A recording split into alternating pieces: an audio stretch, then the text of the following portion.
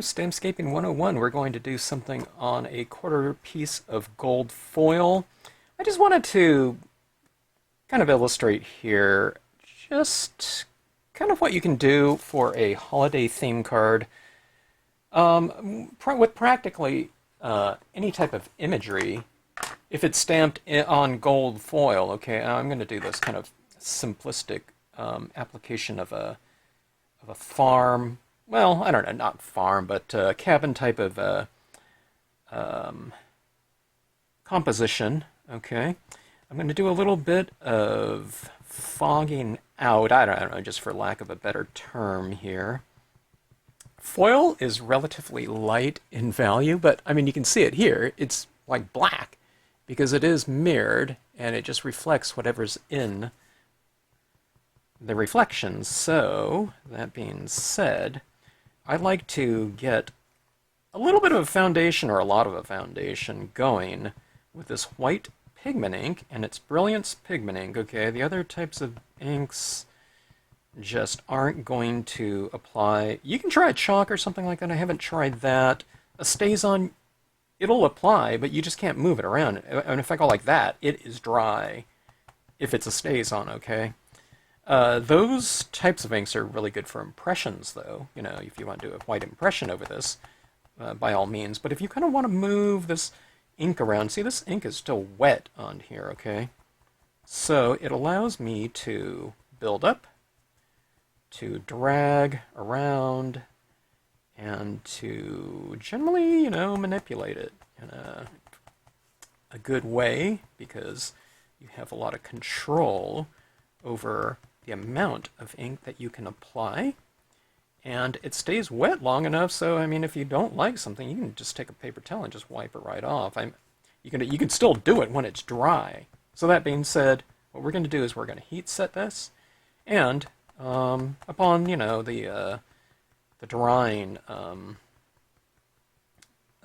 completion of drying, at some point in time, I'll spray seal it. Okay, so heat set and spray set. Okay, spray seal. All right, now I'm just kind of getting a general kind of cloudiness going like this. There's not a lot of this laid down on here.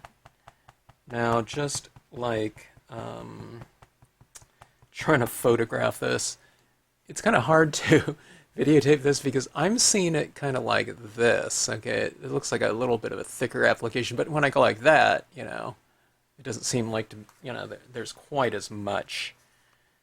So, you know, it's a very dynamic surface. What you see is not necessarily what you get in some ways, you know. In some ways, yeah, but in other ways, you know, it depends on the angle that you're doing. All right, this is your cloud mask template, okay. You don't have to buy them if you don't have them. If you have them, great, they're fantastic, etc.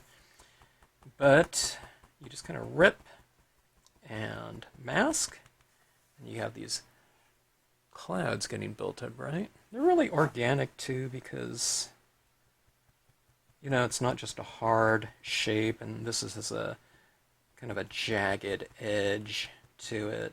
It's soft, just like, you know, clouds tend to be. They tend to be kind of nice and billowy like that, right? After you get them stamped out, what I do is I go over the top of them with a little bit more ink. I go over the top of it and below it, okay?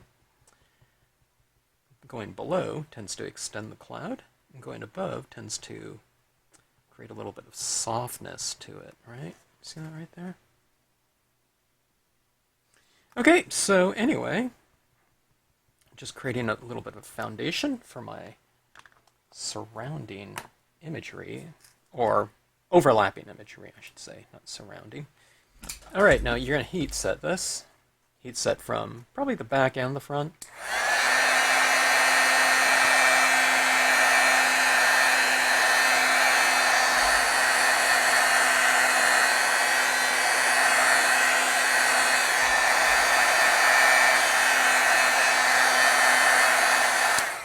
it really starts to curl because, you know, this is foil and it's sealed. I don't know if there's some kind of plastic coating over the foil, the metal, who knows?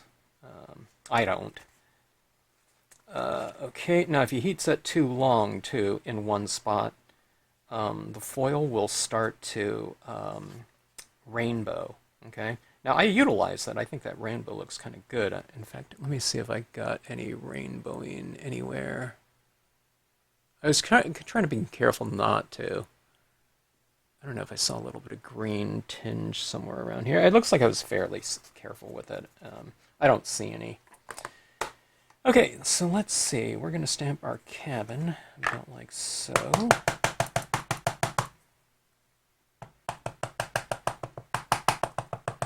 And I'll do this in black.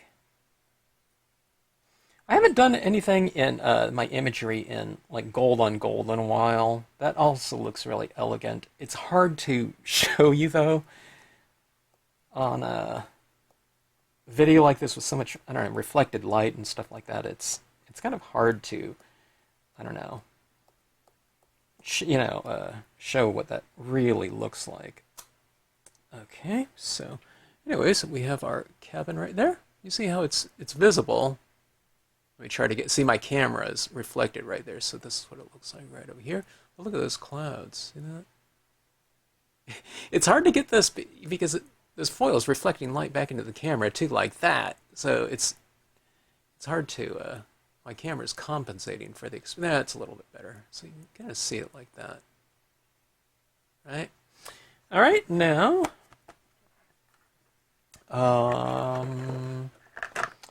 Let's see. I was wondering if I should add a little bit of texture down. Why not? I don't know if this will even show up on foil, but this is my sedge filler stamp, and it's just really great for kind of a grass texture, ground cover type of, texture. Okay? See it right there? And I put it right up around here, and it's right back in here and down. Okay?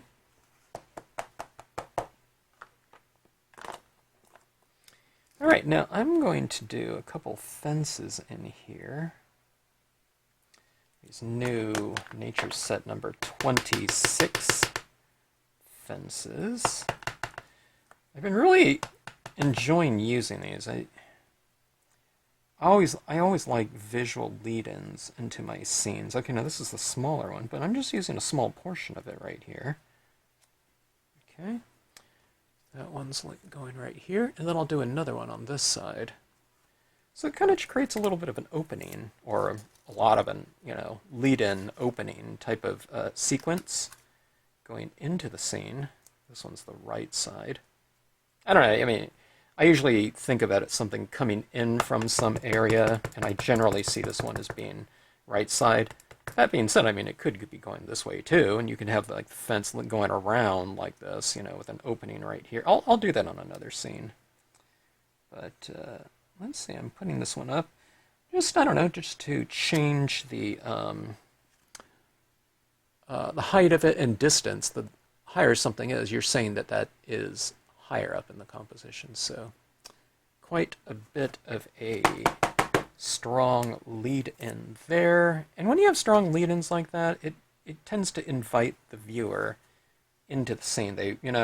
We feel like we're being funneled into it. I don't know if it's the way you feel about it, but I do.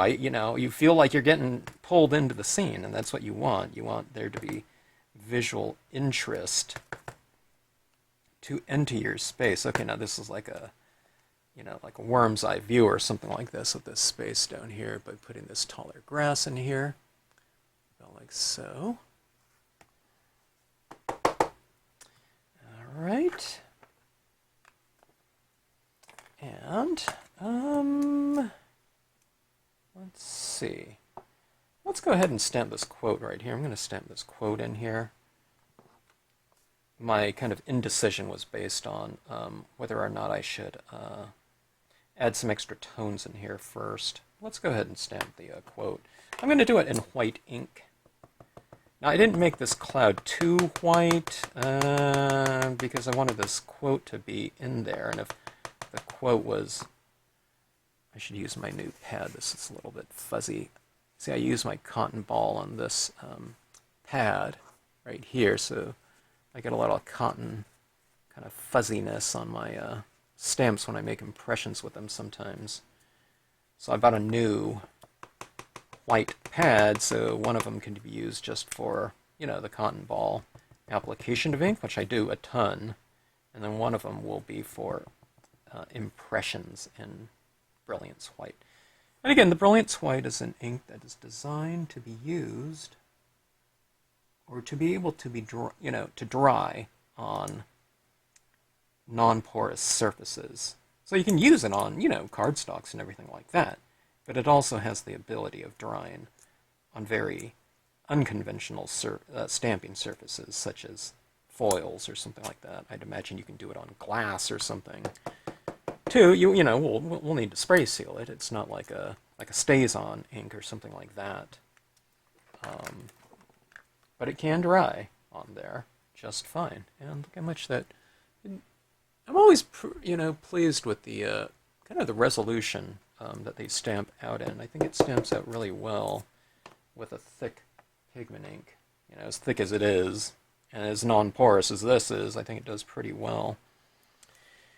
Okay, now let's go ahead and heat set this again. I'm going to have to heat set my quote stamp up here, and then also these images down here.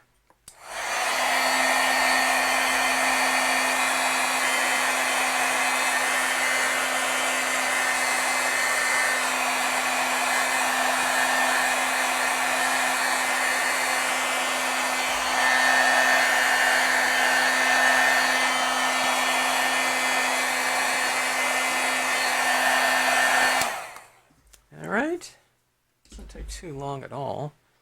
When you do that, always kind of counter bend if you can. Do it kind of carefully because you don't want to press in here too much with your whole finger, otherwise you'll be lifting a bunch of that dried ink off the paper. If you do that, then just reapply it with your cotton ball or whatever you happen to apply it with.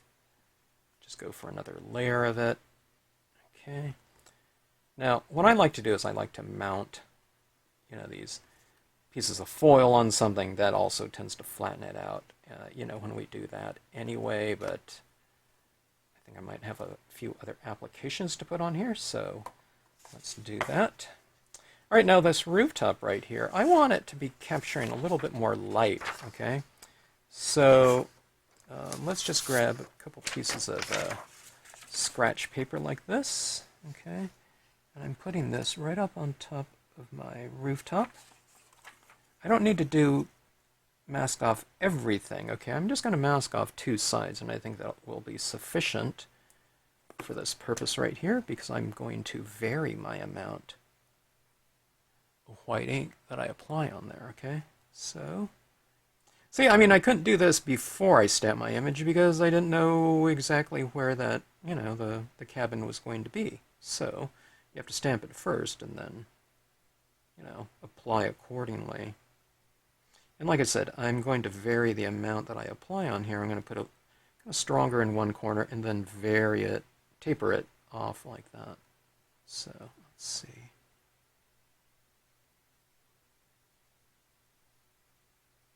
Like that. All right. So see, that rooftop is a little bit lighter, or it's a lot lighter. It's too light. But when I heat set it, it should darken. Pigment inks darken when they dry. The white one does at least. Okay. All right, now let's do a little bit more highlighting with a cotton swab, okay? I'm going to blot some of this off right here, and let's watch some of these clouds up here where we vary our lighting. It's kind of like bringing a little bit more emphasis to certain areas of the cloud. I don't want to do this over my cloud that's under my quote stamp, because I want that quote to stand out more. So see, I'm adding it on this cloud over here. And we'll do a little bit more over here too. Okay, so see this? I'm kind of just tapping it a while, and with each tap I'm kind of moving it around. I'm doing it with very light tap as well. Bringing it down.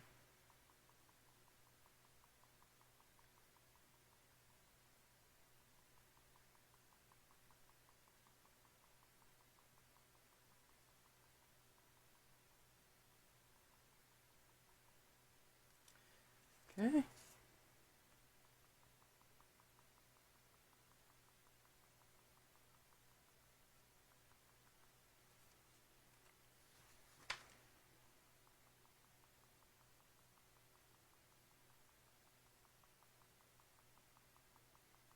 See how those clouds are looking a little bit more dimensional? On some of the clouds I'm going right on the top edge. On some of them I'm doing it right, kind of a little bit lower than the top edge, and I'm coming across this way so it looks a little bit more dimensional and kind of forward too. Alright, now this cabin, let's see, I'm going to clean up this white here a little bit. See, it's still wet, so I can, if I put too much, I can just kind of blot it right off in some areas, okay?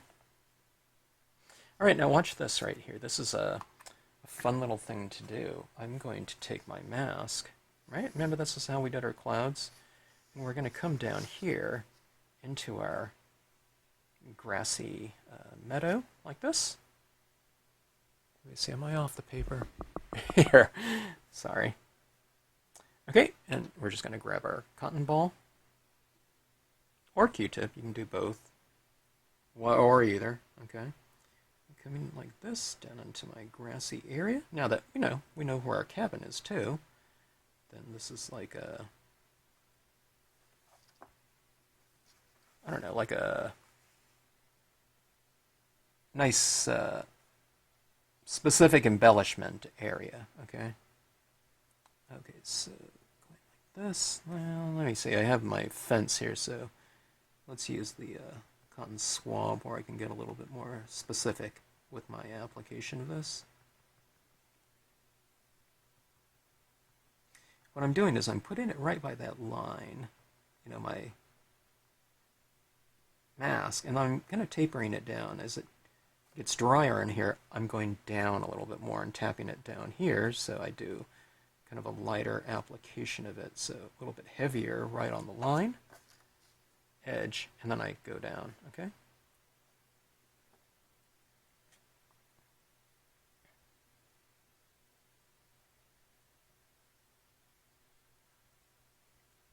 Okay, kind of move it around a bit.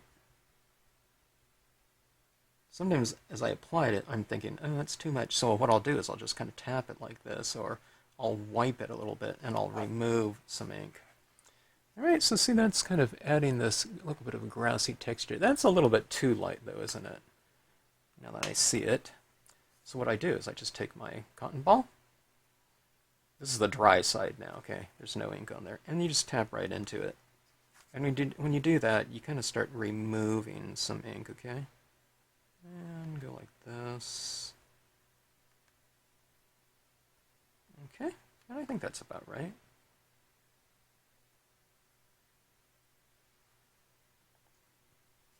Okay, and let's go to that exposed kind of white area again. There, you have a piece of your applicator for addition, and then you have some of the applicator for subtraction. I go through, a decent amount of cotton balls, but I bought this thing. There's 200 in here. I don't know, it was like $1, and I bought it, I don't know, I think it was over a year ago. Okay, so anyway, we have that in there like so. I think I am going to add lighting to my interior of my cabin. When you do that, you're kind of saying that this is a nighttime scene. but I think it'll just bring a little bit more emphasis. Let me show you what I'm doing here. See, there's that window in the cabin right now. I don't know if you can see it. It's right in there, okay?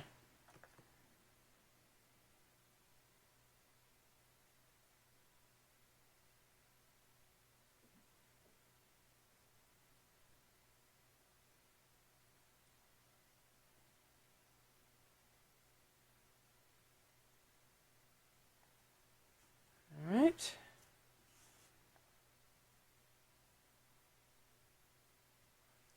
There's like a cabin with lighting, interior lighting. Suddenly it looks like a nighttime scene, huh? When you put that lighting on it, interior like that. Just because the contrast between the white and the surrounding area. And there's some windows on the side of the cabin as well. I'm not getting it right specifically in the window. I'm a little bit off, but who cares, okay? So see that right there? Boy, now we need like a little moon or something up here. Okay, now what I'm going to do is I'm going to put a little bit of highlighting on my porch, and see, it's all like a, the grass and everything like that around my cabin. I can put some on my meadow, where I had that little mask.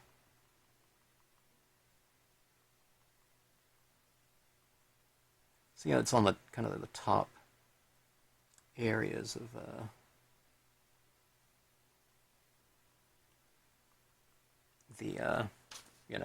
my template right on the edges. Okay, so it's like this little illuminated lighting in here. Okay, and I'm going to do the same thing for my area in the clouds. One of those things you can't tell, like where the land begins and, where the sky begins. Oh, this does look a little bit cloudy down there, granted. So, what I'm going to do, you just make your adjustments. What does that mean? Just taking my sedge filler, I'm going to stamp right over the top of those kind of high, grassy meadow areas down here, okay? All right, so it's a little bit less cloud-like down here now. See? So, it's just like little textures or whatnot. Okay, let's see here. I think what I'm going to do is I'm going to add little flowers down here, too. A lot of what this little white paint pen represents is highlights, okay? But this could be like little, little flowers in the field, too. Maybe they're, during the moonlight or something like that, these particular flowers tend to open up and maybe some kind of moth pollinates them or something. Who knows? Okay, so now like that, it's kind of like this little textural statement. Whoa, you can really see it like that, huh? So you can't really see it like that, but then when you go like that, it really stands out quite a bit. Okay, so a couple more things. Let's see. Let's go with some. I think I did make it night. It didn't look like night until I put that, that interior illumination on the, on the cabin windows. Let's put some stars up in the sky here. And what I'm going to do is I'm going to make one of these stars nice and twinkly.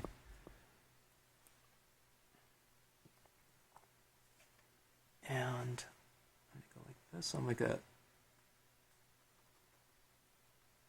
8-point star.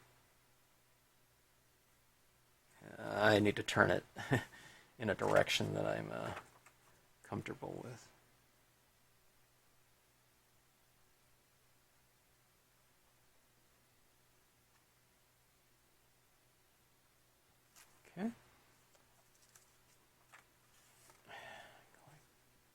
I usually cover up when I'm putting my hand over, okay?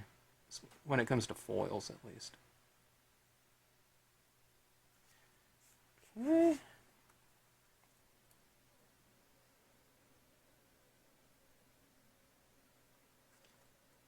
What's happening here? This thing flows really well, but my pen, when I'm touching down on there, I'm kind of going into dry paint.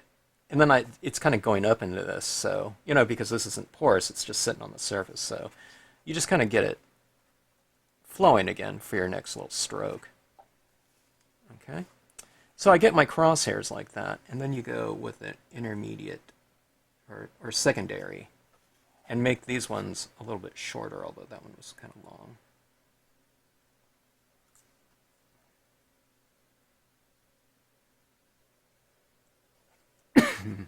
Excuse me. All right. Yeah, that's not too bad. I haven't practiced that little star in a while, but I'm always doing the downstroke, so I turn it in whatever direction, that I'm doing it, so I do the downstroke. When I tried to go like this and like that, it didn't, work really well. Okay, so anyways, there's my Starlit Gold foil illuminated card, and it sure has a different spirit when I go like that to it than like this, But there's a lot of little things going on in there, when you show it like that. And I mean, this card, what is it? I'm on the 26-minute mark right now. Now, if I was to do this again, I think it would take less time because, like I said, I'm kind of experimenting when I'm doing all these things. So, like down here, where I added those, lighting in the meadow, it got too cloud-like, and, I thought, oh, okay, let's just stamp over it again in the sedge filler. So, I had to make kind of my adjustments on that. So I would know that going forward, know to put maybe a little bit less pigment ink down here, but I think it looks pretty good. Okay, so anyways, quick card. I think that this type of piece here is pretty dynamic, just from the very fact that you're stamping it on foil. This is only 2 colors of ink. It's white and black on top of this. But you see there's a lot of variations of gold in here because we have covered it with different amounts of white ink layering on top, right? So, you get those different hues kind of coming about. And even within the, an impression of white in itself, it's not just a uniform white. There's different, it's a different opacity. Like that, Waldo Emerson looks a little bit more yellowish, right? Than white. So, see all that? Like that. Okay, yeah, see at that angle, it's really different than... There I am. I'm wearing a white shirt. Here. Okay, I mean, that looks real nighttime-ish. I mean, that looks, a little bit less nighttime, but that one is a lot of night. Okay, but anyways, you get the point here. So, like I said, kind of hard to photograph this. It definitely needs to be spray sealed, though, okay? So we're going to hit it with a very light coating of spray sealant. You allow it to dry. You hit it again with a very light sealant. You just want it to kind of dust it and allow it to dry. And then maybe do like 2 or 3 coats like that, okay? Don't hit it with a big, thick coat and then have all your inks kind of run in it, okay? And you should be good. All right. Oh, I really like that angle right there. Isn't that perfect? See, that's a little bit dark, and then you like that. So... this is the type of card you give it. If you give this card to someone, any type of foil, I think they do this with it. It's kind of like a little interactive piece, and it makes it really fun to receive that type of thing. All right, thanks again for watching. Hope you enjoyed it, and I hope you experiment with some foils. They're a lot of fun to use. These 2 inks. You can get a lot of mileage out of those 2. I have reinkers for both of these, and I'm using them a ton these days, so It's just so much fun because it opens up the possibilities on very dynamic surfaces like this.